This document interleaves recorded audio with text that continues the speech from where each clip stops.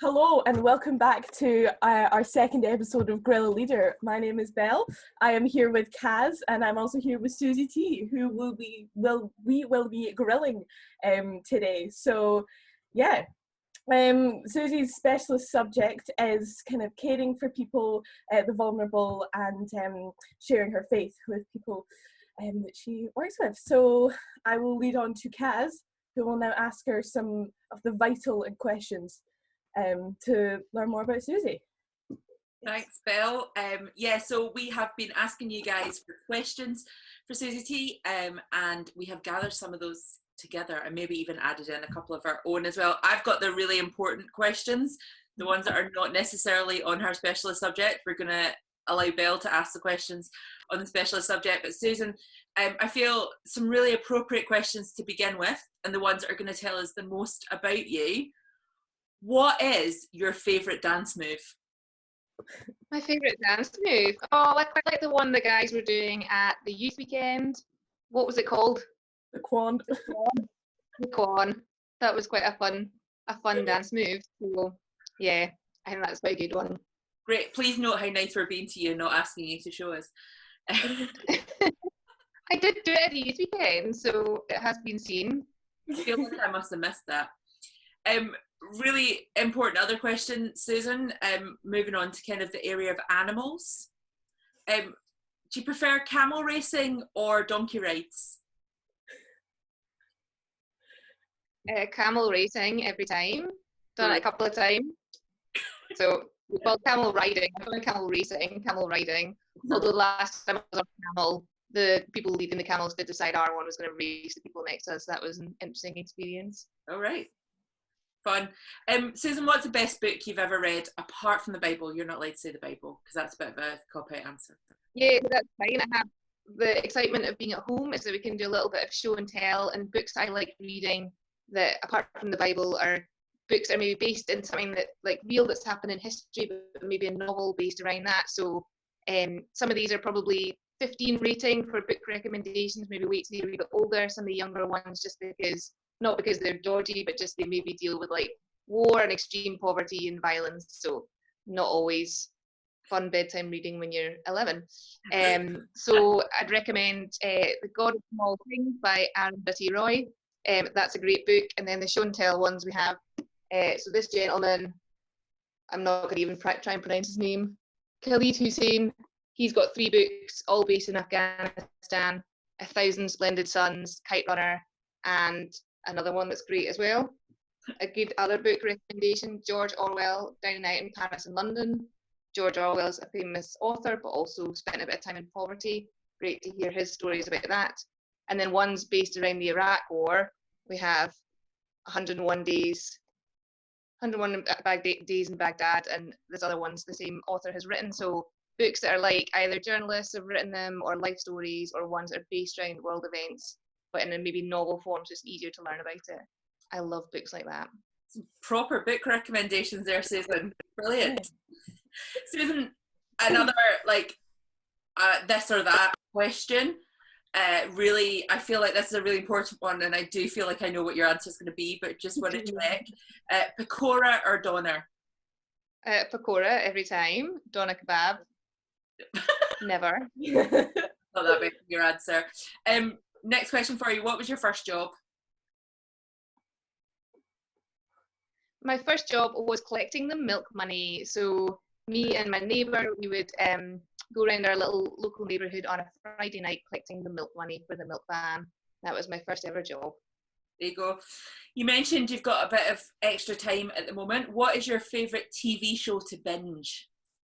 Well, I quite like another good recommendation, gets you to see a bit of the world without moving very far, loving Race Across the World on the BBC. So I watched the last series and watching this series and just, yeah, it's great. I maybe don't binge on that. A good binging show, Gilmore Girls, quite a lot like Gilmore Girls. Good choice. It's a great show to watch.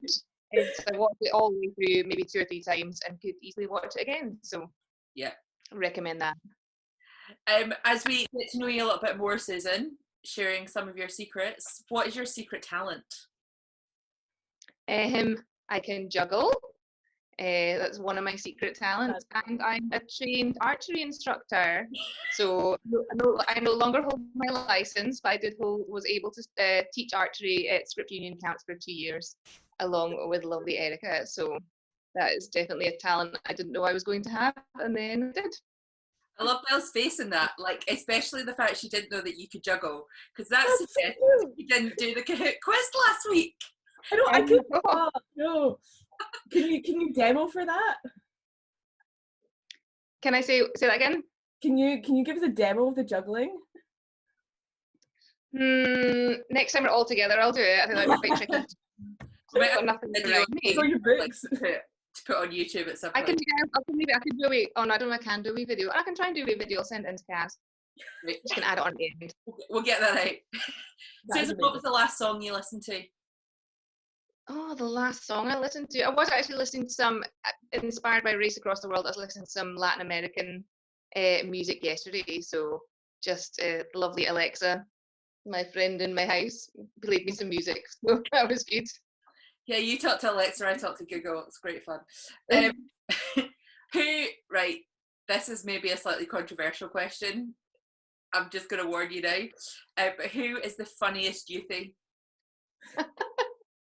Yes, well, it was good. I was warned about this. I thought I never like picking like favorites or number one and stuff, because I think everyone's funny and everyone's unique in their own way, and it can always be a bit like sounds a bit of competition. But it has to be said, I think Josh Akinkunmi has some good one-liners.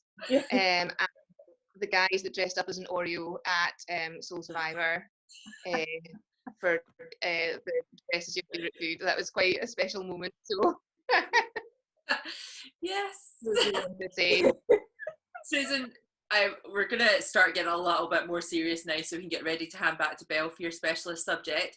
But tell us a little bit about when you became a Christian.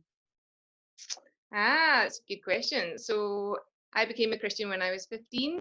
So as a family, we'd gone around church for like a good amount of time, kind of on and off when I was growing up, but certainly more so between maybe ages about 13 and 15. And kind of had good knowledge in my head about what it was all about, so I could rhyme it all off, say the Lord's Prayer, say who Father, Son and Spirit were, no problem. But it was very much kind of head knowledge and not heart knowledge. And then for me, the point when God became real was when my dad died when I was 15.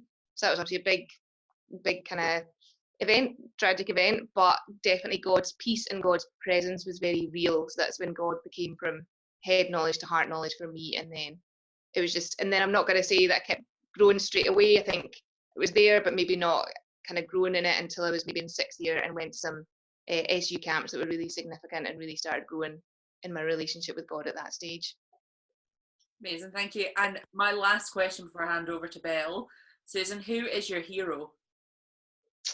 Well, so this is going to seem like a bit of an obvious answer, but I'll explain it. And like for many of these questions, you're not going to get one answer, you're going to get two. So I would definitely say Nelson Mandela, which can sound like a really obvious answer, but for me, part of it, I grew up in South Africa when I was younger, so and I've been back and been to Robben Island and seen his cell. And the thing that most inspires me about Nelson Mandela was that he was in jail for 25 years and he did not come out bitter and angry and wanting revenge. I think that's pretty, like, I think the things that make me angry and the things that upset me, I think 25 years and he was able to forgive the people that put him in jail and able to work towards reconciliation and able to bring that country together. You think, particularly having been on Robben Island and stood in his cell, you think 25 years, that's insane.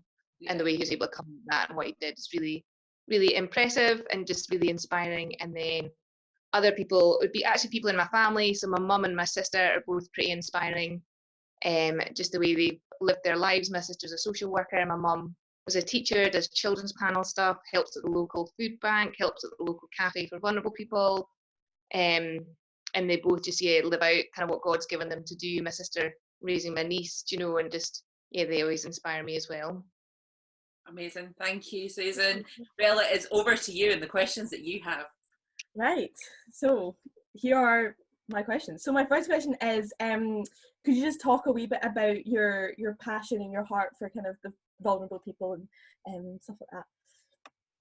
Yeah, no, absolutely. Again, I'll tell you a little bit of the backstory. So when I was first year at university, so it links a little bit in just to Callum's Guerrilla Leader about just how the journey he's kind of been on. So first year at university, got to my summer holidays, needed something to do, had wanted to travel, and then I couldn't because my brother was getting married right in the middle of the summer. Highly inconsiderate. Only joking. Obviously, it was important to be at the wedding. So I couldn't travel, and then my sister suggested that I go and do some voluntary work at Bethany Christian Trust in Edinburgh. So I went and volunteered at their homeless hostel. And that was just, loved it. It was crazy and bonkers and probably slightly stretched in what we were doing that summer, just but great just for just that experience. Just gave me a real heart for working with folk who are vulnerable. And then when I came out, I did some more stuff throughout uni, and then when I came out of uni, just when I started applying for jobs, didn't really know what to apply for, and just every job that God led me to. I was thinking, this is the olden days, probably looked in newspapers at the jobs, didn't even look online. Every job that inspired me or that God led me to was all kind of care work and working with vulnerable people. So I applied for a bunch of jobs and got one working with the kids coming out of the care system, and did that for 9.5 years, and then went on to work at Glasgow City Mission. So, and I think just, it was just a total God thing. Like, I didn't really know probably the direction I was going in. I knew what I was meant to do at uni, but didn't know what was meant to happen after that. And God just really led me on a journey to just having a real heart for vulnerable folk, or folk maybe had a hard time. Just I think realizing the privileges that I've had and just the things that I've had in my life that other folk haven't had, and just any opportunity to help people. Just that's my passion. Oh, that's amazing, yeah.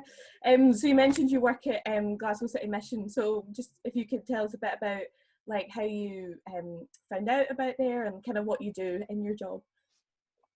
Yeah, so I think I'd known about the City Mission for a little while and the work that they did, and they've been on a big journey from moving from a building that was a little bit like a glorified scout hut to the kind of building they've got now, and moving from mostly evening work to kind of having a whole kind of day program of activities as well. And they'd realised that a lot of people were coming down for food at night, but actually there's more they could be doing for them in terms of kind of education or support or community, like loads of different things. So when I started nearly 7 years ago, initially I was working again with kind of 18 to 25-year-olds for a little while, and then realizing actually that's not really an age group that comes around the mission. It's more slightly older people.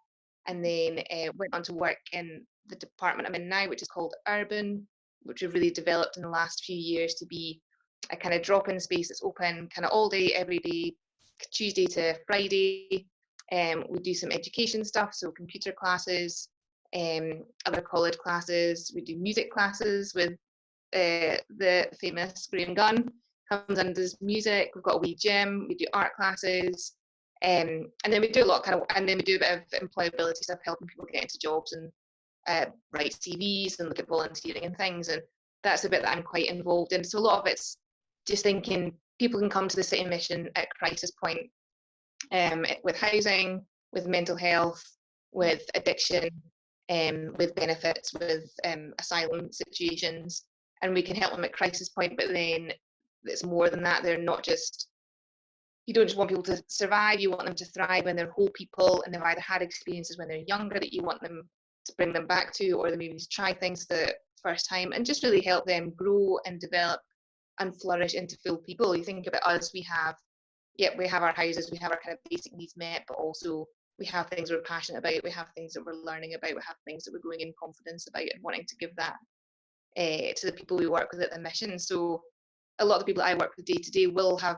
relatively secure housing, but we're just helping them in kind of loads of other areas just to be the fullness of who God's made them to be, really. So that's the part that I'm involved with.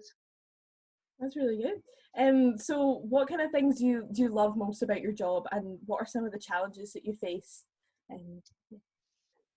That's a great question. So things I love are just particularly, so I also have a heart for love kind of mission and traveling the world, and I had thought when I was younger I might get involved in that, but actually that's not where God's called me at the moment. But actually the nations come to Glasgow, a lot of refugees, a lot of asylum seekers, and I love that about the City Mission, just meeting people from different countries, getting to know them, but then also seeing them mixing with kind of folk that grown up in Glasgow and people from maybe Vietnam and Iran and North Africa, and all mixing together and friendships building, cultures being shared, people looking out for each other. It's so lovely, and it's a real privilege to be part of that. So I love that, and I love it when we're able to do something that just helps somebody on the kind of next step, where that's helping them get a job, helping them into secure housing, and you just think that it might be in a small part of my day, or half my day, but actually that's huge for somebody. So stuff like that is totally amazing. I think the challenges can be that we are not the savior, we are not Jesus, we're not meant to fix everybody's problems. We can sometimes put that on ourselves, kind of, you want to be able to fix everything for somebody, you want to be able to make it right, but that's not our job. And just can be hard when you see people sometimes just falling into the same patterns and things, and just there can be a whole bunch of reasons for that, but yeah, that can be hard sometimes. Yeah, definitely. So obviously we're kind of in lockdown just now, so what are things that you're doing just now to kind of keep in touch with neighbours and vulnerable people that you know during this time? Yeah, I think stuff that I've been doing, and then stuff that we can all be doing maybe is set up a WhatsApp group with my neighbours. So that was a wee bit of a step out of my comfort zone. I live in a block of flats. I know some of my neighbours, I don't know all of them, but just put a note around everybody's door saying, why don't we set up a WhatsApp group for just in case people get sick or need food brought in or have to self-isolate. So I've done that. I think just a wee bit of just chatting and praying to God about, is there people I should be texting, people I should be reaching out to, keeping in touch with family members, so people who are living by themselves. And just, I think as Caz said, I've got a bit more time in my hands just now, so just thinking what that might look like. Is there other people I could be writing to? What can we do when we are at home more? So just, kind of exploring that with God a little bit. Yeah. And praying for people. Praying for people is the thing we can all be doing. Yeah. So yeah, that kind of leads on to my question, like what can young people do to kind of help others and stuff? I guess you kind of brushed on that there, yeah. Yeah, no, happy to kind of add to that. I think, just think about that, like where you are, who in your street is maybe vulnerable, who in your family is maybe vulnerable, who in your neighbours. Can you be writing them a note? Can you be waving at people when you walk past them? Can you be saying hi to people in the street? And there is a few charities as well that are kind of looking for donations. So there's one I know that's looking for donations of games to be given to like families, or donations of food or toiletries. Is there a local place you can be donating to? Just keep an eye out on kind of social media for things like that. And be praying for folk as well. That's really good, yeah. So how can young people kind of help others and vulnerable people and outreach during normal kind of times? How would you recommend we can kind of do that?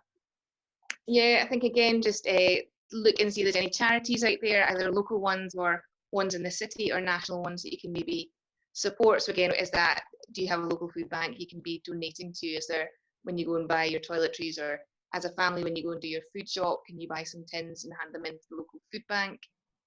Is there somebody that needs some money raised for it? Not necessarily your own money, but can you do a sponsored thing?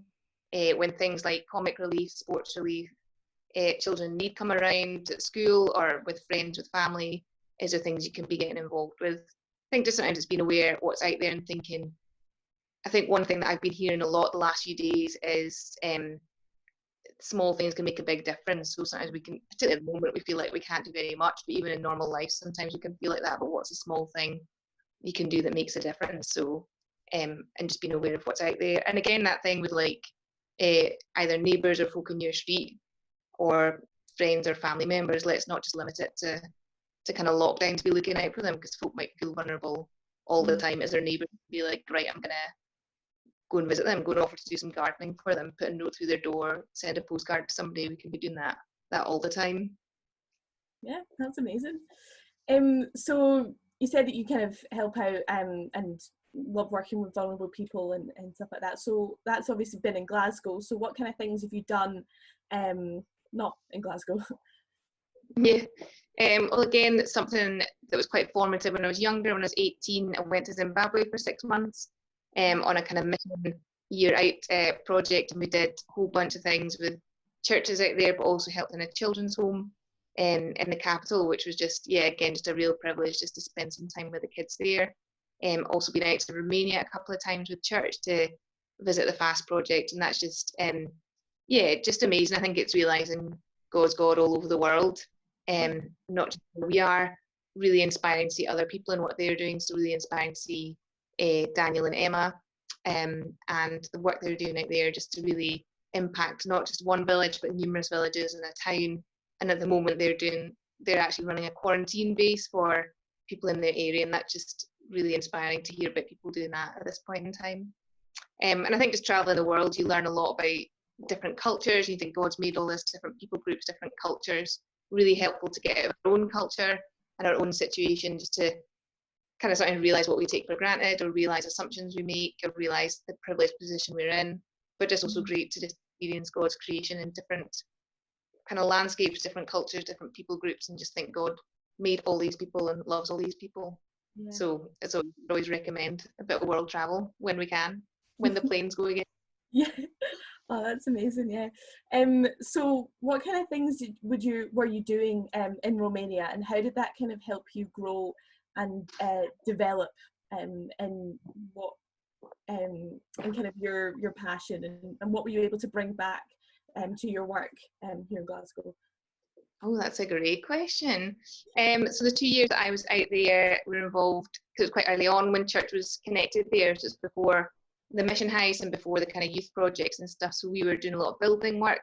So I am not that physically strong. So some of that was a bit of a challenge. But the first year we went out and we spent a good few days digging a trench for a water pipe to be laid into a couple of houses. And again, it's just realising that even without like a massive skill set, you can go out, you can do a good job. They expect a good job. They don't let you away with kind of not doing a great job.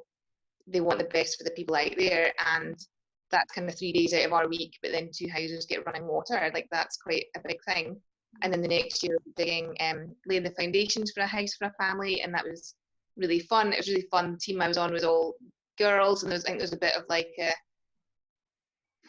sometimes an assumption that girls can't mix concrete or do heavy lifting, but we did it our own way, and we got it done, and that was really, really great to be part of that, and to get the family involved and the kids involved. And again, it can seem like it's just the whole thing about small things can make a big difference. And just I'm trying to think what I brought back from it. I think just that Daniel and Emma and their kind of the way they just really served that kind of those towns and those the Roma community out there, and that's just been their life work and their heart passion, and just to see that in other people is really inspiring. Again, just it can seem kind of unglamorous and out the spotlight and not the cool thing to be doing, but actually that's where God's called them to be, and that's kind of inspired me and stuff that I've brought back as well.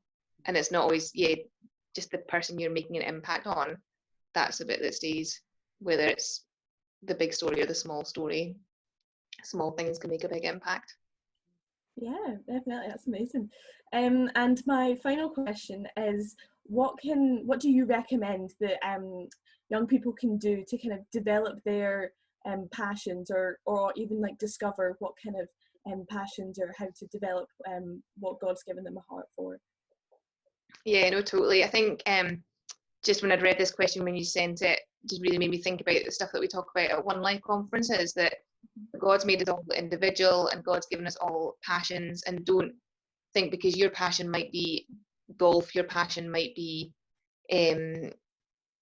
gaming, I'm going to say, your passion might be something you think, well, how can it's not going to Bible college, it's not working for church, it's something out there. Is this a God thing? I think if God's made you and designed you, it's whatever your passion is, God's put that there.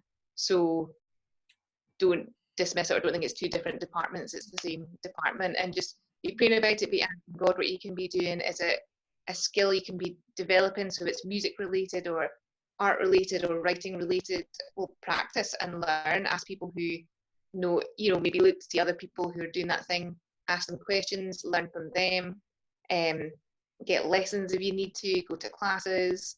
Just think, if this is what God's given me, how can I develop it and be the best I can be with it? And I think also a little bit, don't put expectations on where that might lead you. Just totally trust God with that.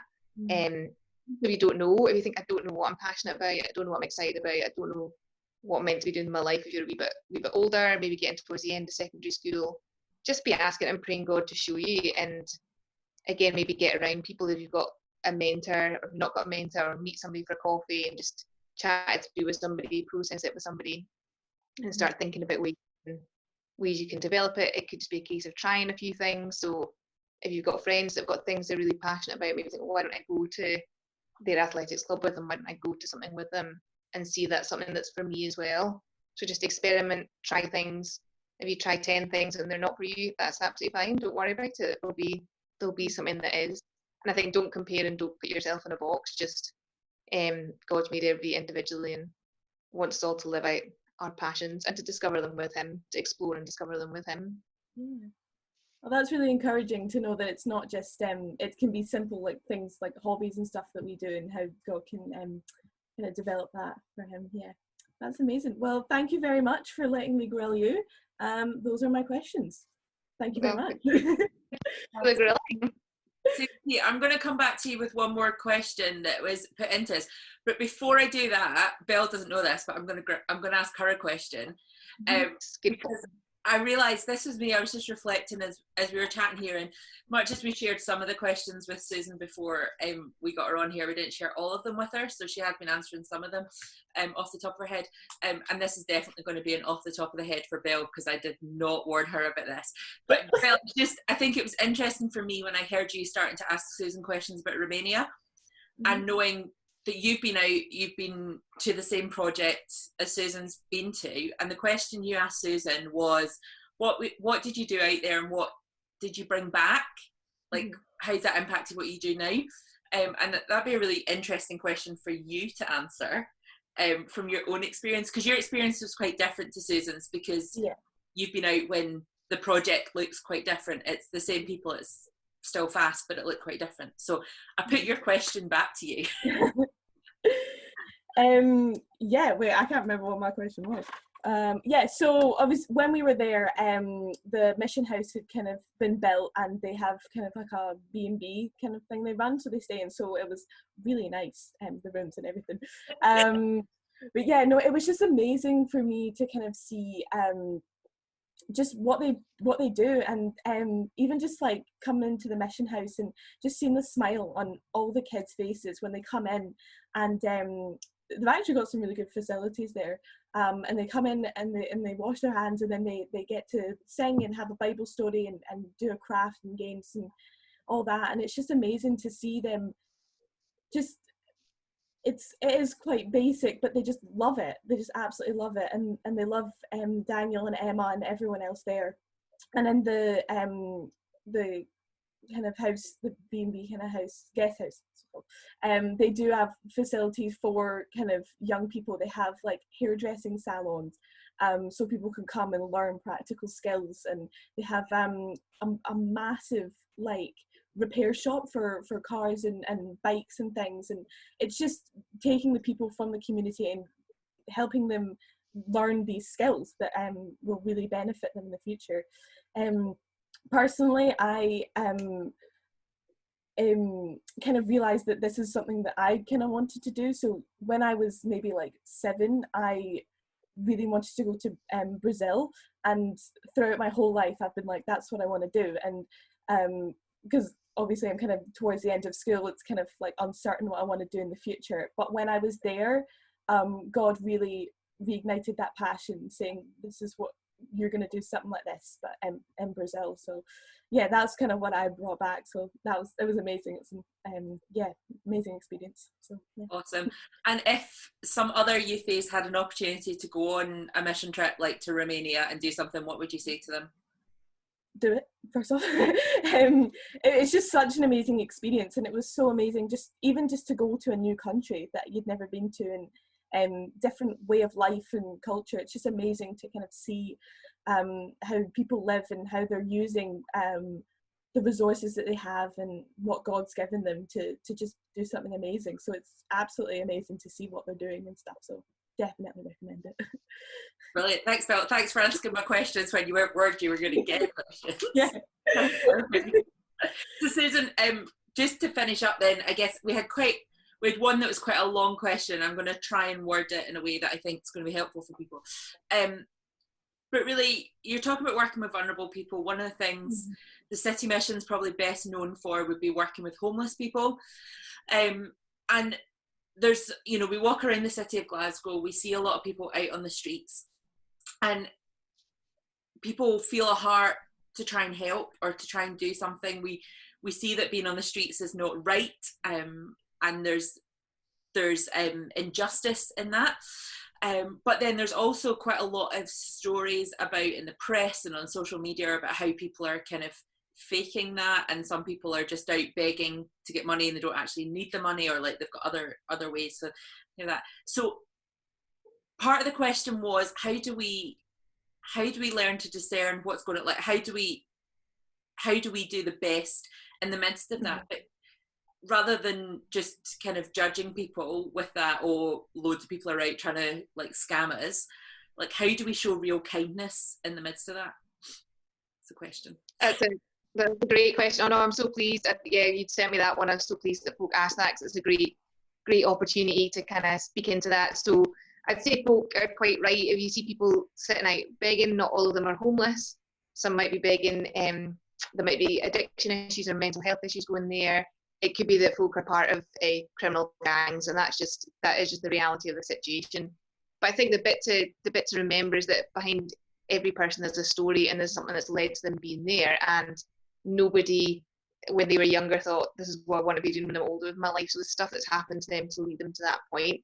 And there is a lot about not judging them, and I'd say don't use derogatory terms about them. Just they're all people, they're all children of God, and take them as that. And the kind of three kind of really practical things I'd say that people can do is you can befriend people a little bit. So we've got teams from City Mission when we're in normal service that go out, and other organisations that go out to befriend people, try and get around them and try and help them out of their situation and into accommodation or into a better situation. But what we can all be doing is just treating people like people. So if you're out in town with friends, I'd say maybe don't go up yourself to somebody, but a couple of you could go up to somebody and say, hi, how you doing? I'm Bel. I'm Caz. How are you doing today? What's your name? And just chat to somebody for a couple of minutes. Make some eye contact, treat them as a human being. So you can do that as a family when you're out and about. You can offer to buy them something. So rather than giving money, you can say, listen, it's a really cold day. Can I get a cup of tea or coffee from somewhere? Or a bit of food for them to eat. So that's helping them, but not giving them money. There's also quite a new thing, again, when we're allowed out.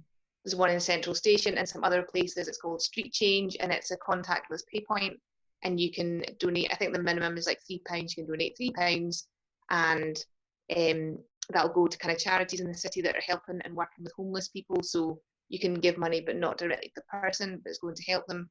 And actually, the fourth thing you can do as well.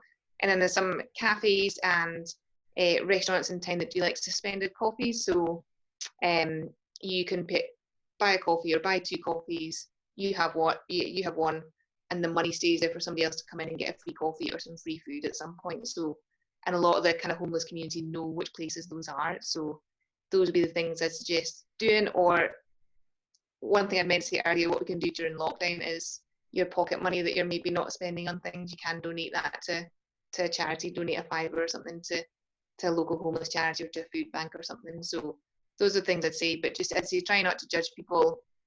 They've all got a story, and just treat them as human beings and think, how do I see them through God's eyes, and then take it from there. But it's a great question, and I was really pleased that one was asked. Brilliant. Guys, thank you so much for joining us. Thank you to Bel for being our guest presenter this week, and for answering questions as well. Thank you to Susie T for being willing to be grilled. And I'm sure if anybody's got more questions for Susan, she'd be up for chatting with you as well, or you can send them in through our Instagram at QP Youth. That would be the way to do it. And yeah, do follow us at QP Youth on Instagram, because that's the best way to find out what else we are up to. And we'll be back next week with another guerrilla leader.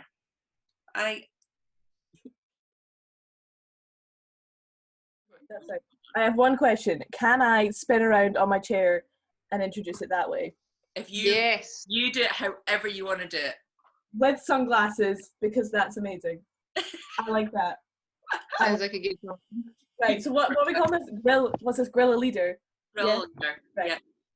There's a lot of pressure, guys. Right.